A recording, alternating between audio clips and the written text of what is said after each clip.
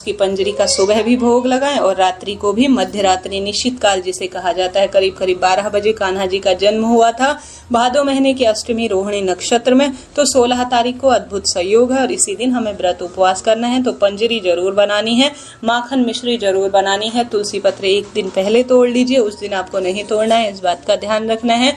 साथ ही कान्हा को बहुत प्रिय है केले का भोग, तो इन सभी चीजों को तुलसी पत्र रखकर भगवान को भोग लगाएं। दही दूध इत्यादि का भी भगवान को भोग लगाएं।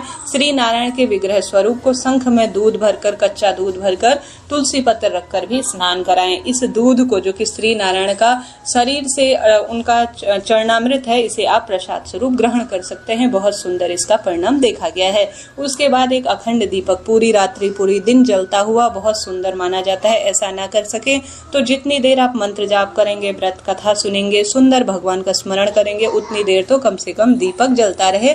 इस बात का ध्यान रखते हुए आप दीप दान करें। सुंदर झांकी तैयार कर सकते हैं। इसके साथ ही यहाँ पर आप बाल गोपाल के साथ कान्हा को जो सबसे अधिक प्रिय है वह है भोग प्रसाद के बाद गौ माता।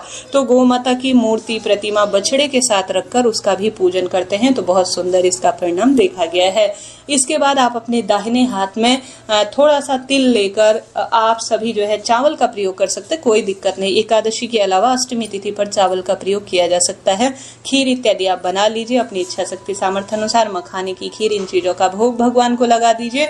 दाहिने हाथ में तिल या आप चाहें तो चावल का, तुलसी पत्र रखकर, 1 रुपए का सिक्का और पुष्प रखकर इन 4 चीजों को संकल्प लीजिए। पति पत्नी साथ में अगर इस व्रत को करते हैं तो पितृदोष मिटता है और जीवन में सब सुख स्वतः ही प्राप्त हो जाते हैं। अपने दाहिने हाथ में समस्त सामग्री को लेकर और कहें भगवान जी के समक्ष दीपक लगाएं, पहले स्नान कराएं। भोग प्रसाद आप चाहे तो बाद में समर्पित करें, चाहे तो पहले करें। उसके बाद आप सभी दीपक प्रज्वलित करने के बाद, पूजा होने के बाद आप सभी थोड़ा बहुत पूजा कर लीजिए, जैसे वस्त्र इत्यादि पहना लीजिए। कहने का अर्थ है रोली, चंदन, मोली, अक्षत वगैरह सारी चीजें समर्पित कर कर, पुष्प इत्यादि समर्पित कर कर दाहिने हाथ में इन चीजों का संकल्प लेकर कहें कि हे श्री कृष्ण भगवान, हे माधव, हे कान्हा जी, आज आपके जन्म उत्सव की अष्टमी का मैं व्रत उपवास करने जा रही हूँ। मेरे व्रत उपवास को संपन्न करें, ऐसी प्रार्थना करते हुए संकल्प ली हुई वस्तु को श्री नारायण के विग्रह स्वरूप के श्री चरणों में आपको छोड़ देना है। उसके बाद कई भक्तजन इस व्रत को निर्जल करते हैं, कई भक्तजन इसे फलाहार भी करते हैं। हालांकि यह व्रत दिन और रात्रि का होता है। जैसे 16 तारीख को आप व्रत करेंगे तो सुबह से लेकर पूरे दिन और पूरी रात्रि इस व्रत को करना है। कभी भी यह गलती ना करें कि निश्चित काल में अर्थात मध्य रात्रि में आप कान्हा को जब जन्म करवा देंगे तो व्रत को खोल ले, ऐसी गलती नहीं करनी है। दूसरे दिन सूर्य उदित होने के बाद भगवान जी के निमित्त अर्थात जो ब्राह्मण देवता है उनके निमित्त एक समय का